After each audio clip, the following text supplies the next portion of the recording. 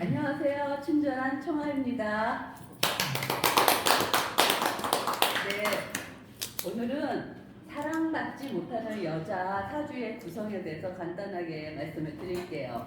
여성분들한테 전달을 해드리고 싶었는데 오늘은 남성분들이 출석이 많습니다.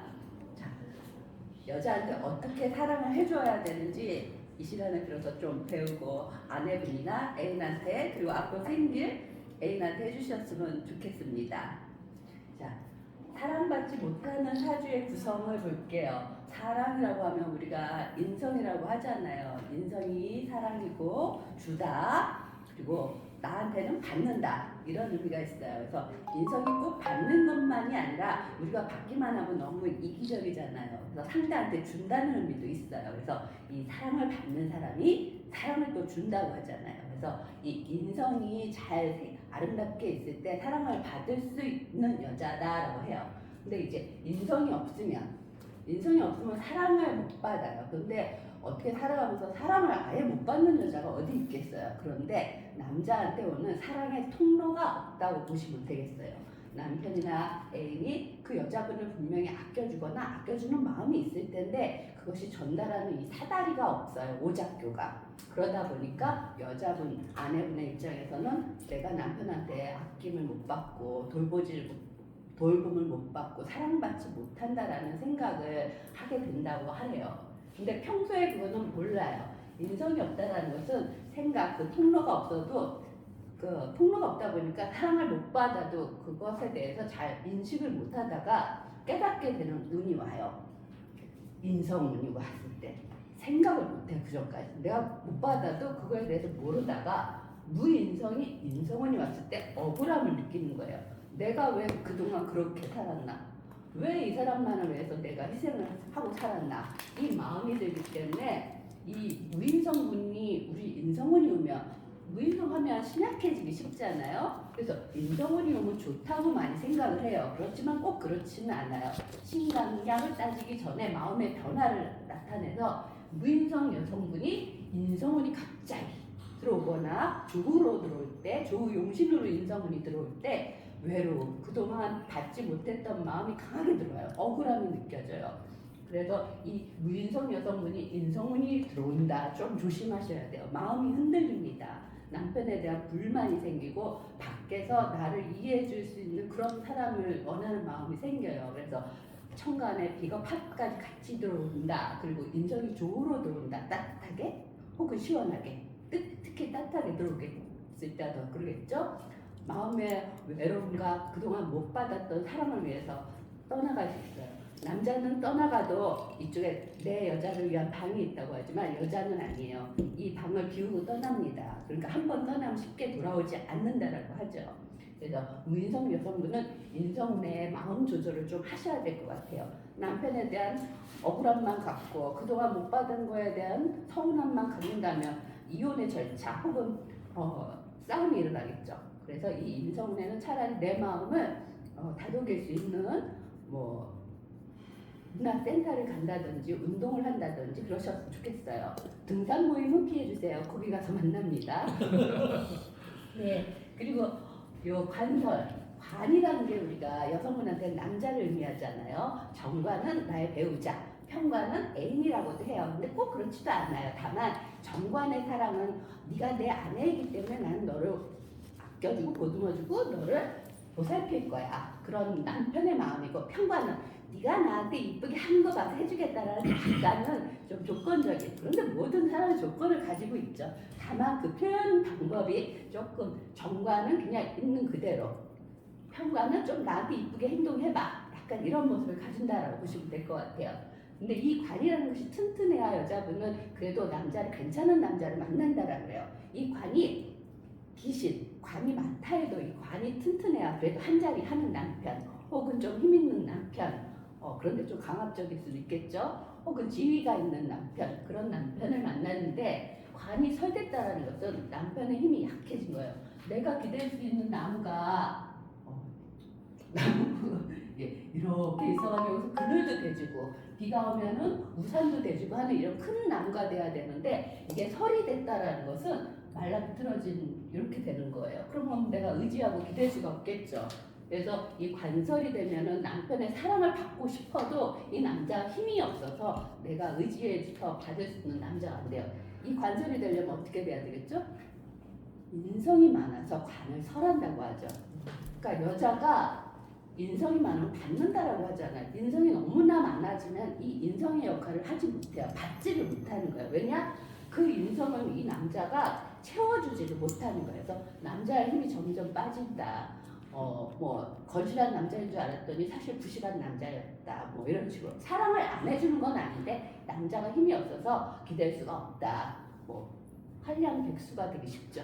그럼 거기서 질문이 하나 있는데요. 네. 그 일본의 무인성도 그런데 관이 설한다는 것은 인성이 또 많으면 안 좋다는 얘기잖아요. 네, 그러니까 무인성도 안 좋고 인성이 과라도 안 좋다는 얘기가 되겠네요. 그래서 사랑받을 수 있는 그 조건이 어떻게 보면 상당히 까다롭습니다. 쉬운 게 아니에요.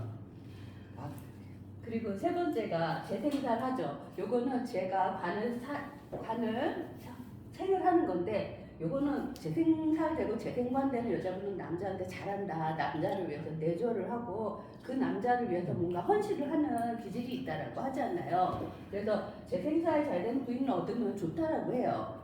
근데 이 여자 입장에서 적당한 재생관은 좋아요. 내가 그 남자의 지위가 높아짐으로 해서 나도 잘 되는 거고 대우를 받는 건데 이게 너무 지나쳐서 안 돼. 살짝 욕을 해요.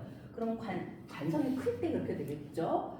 관성이 크면 이 관이 더 커져. 남자가 잘 되면 잘 될수록 혹은 내가 희생하면 희생할수록 이 남자가 나한테 피해가 된다라고 해서 이렇게 재생살도 돼도 열심히 노력하고 살았더니 돌아오는 것이 남편의 배신이라든지 혹은 뭐 돌아오는 것이 없고 집안에서 어떻게 보면 대우받지 못하고 집안에서만 막 갇혀서 산다든지 그런 경우 있잖아요. 그래서 이 재생살 되는 경우 요 잘못되면은 우리가 재생살이 조금 너무 지나치게 되고 인성을 깨버리면 재성이 크니까 인성이 깨지겠죠. 여자분이 은행에 근무하거나 직장에 근무했 경리부에 직장이나 경리의 분야에서 일을 했을 때 그 돈을 몰래 빼돌려서 그 공부하는 남자친구 뒷돈 대주었다 그러는 경우가 있었다고도 옛날에 많이 있었어요. 그래서 그 예로 생각하시면 돼요. 결국은 잘해주려고 했던 것이 그 남자한테 도움이 되라고 했던 것이 나쁘게 벌어지는 현상 그런 걸 나타낸다 보시면 돼요. 그리고 요거는 뭐 비겁다자. 근데 요거는 요즘 세상은 아닌 것 같기도 해요. 요즘 세상은 서로가 서로 각자 잘 살자, 각자 도생 이런 식이기 때문에 서로 인정하면 되는 것 같아요. 남자가 예전 시대처럼 부인을 구군구처럼 하나요? 딱 그 안방에 모셔놓고 먹여 살리는 시대가 아니잖아요. 여자도 사회에 나가서 이제 같이 일하니까 여자가 비겁다자는 나가는 거예요. 집에 있는 게 아니에요.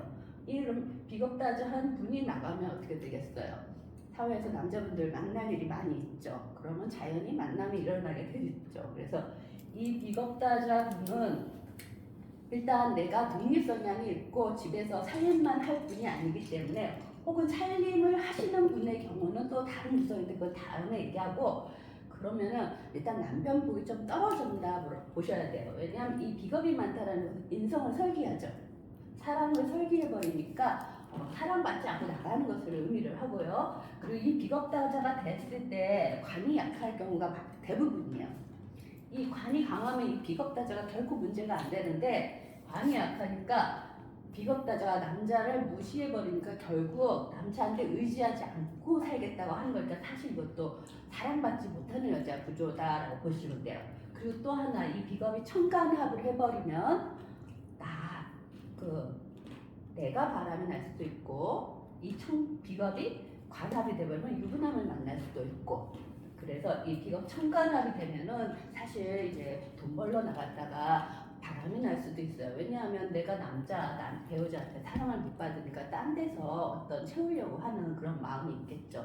그래서 이 비겁 요즘은 인정한다고 해요. 그래 내 부인이 힘들게 나가서 돈 벌었는데 너도 딴 사람 만날 수 있지 이런 마음을 갖는 것도 요즘은 필요하다라고 어느 역학자분이 그러시더라고요. 아직 저는 모르겠는데 뭐 이제는 좀 서로 인정해주자 이런 마인드가 좀 생기는 것 같아요. 예전에 그랬잖아. 남자가 돈 잘 버는데 여자 한둘 좀 만나는 게 그렇게 흠이냐. 뭐 이해하고 살아라. 그런 얘기 있었잖아. 그래서 요즘은 여자도 힘들게 나가서 돈 버는데 딴 남자 좀 만나는 거 그거 인정하면 안 되냐. 이 마인드를 갖고 있다고 합니다. 자, 그리고 이건 배우자궁의 생존을 못 받고 충국에 대한 거야. 이건 우리가 알죠.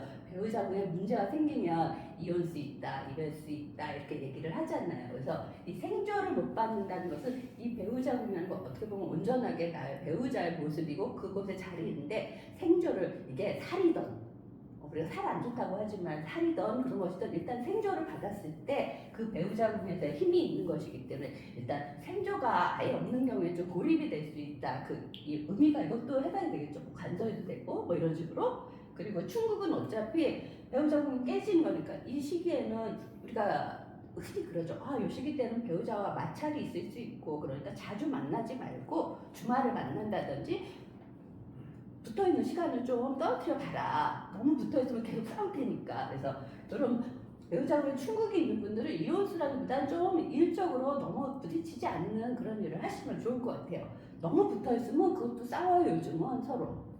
그리고 제극인 요것도 좀 문제가 될 수가 있어요. 인성이라는 게 사랑을 받는 건데 제가 인성을 극화한다라고 하면 예전에는 그랬어요. 제극인 되면은 예전 공부할 때는 뭐 고부 갈등이 있다. 이제 시어머니 갈등이 있다. 그래서 부부 사이가 뭐 안 좋아진다라고 하는데 요즘은 그렇게 시부모님을 많이 모시고 사는 경우도 없고 요즘 시어머님들도 많이 이제 딸이라고 며느리라고 예전처럼 그렇게 그런 마인드가 아니세요. 요즘 시어머님들도. 그래서 이게 꼭 고부 갈등으로 이제는 해석하지 않고 이제 여자와 이 죄라는 것이 어떻게 보면은 죄라는 게 현실이잖아요. 인성은 사랑을 받아야 되는 마음이고, 그래서 마음의 갈등, 그러니까 주부들이 마음의 갈등이 있는 거예요. 아니면 뭐 이 남자 나를 사랑하는 게 맞나? 항상 판단을 하게 되고 사랑 받았다가 안 받았다가 이게 왔다 갔다 하니까 살짝의 조울증 비슷하게 되는 거. 그리고 인성은 사랑을 온전히 받는 건데 제가 와서 춤을 했다, 그걸 했다라고 하면은 사실 이제 경제적으로 힘들어져서 여자가 돈을 벌러 나간다든지 하다 보니까 남편이 나를 보호해주지 못했다 이런 마음도 들겠죠. 그래서 이 제극인도 요즘은 정신적인 문제 이런 것이 좀 있다라고 보시면 될 것 같아요. 그리고 이게 맞죠, 이거죠. 이것도 요거와 같이 마찬가지인데 인성이 약한데 제극인이 와버리면 인성이라는 게 사랑받는 건데 이게 아예 쳐버렸어요. 그러면 정말 이제 완전 사랑을 못 받는다라는 그 생각이 강해지겠고 사실 그런 일이 벌어지겠죠. 그래서 여자분들 사주에서는 이 인성이 어떻게 생기고 어떻게 진행이 되고 운에 따라서 어떻게 변화하냐에 따라서 그 복이 천차만별로 나눠진다고 합니다.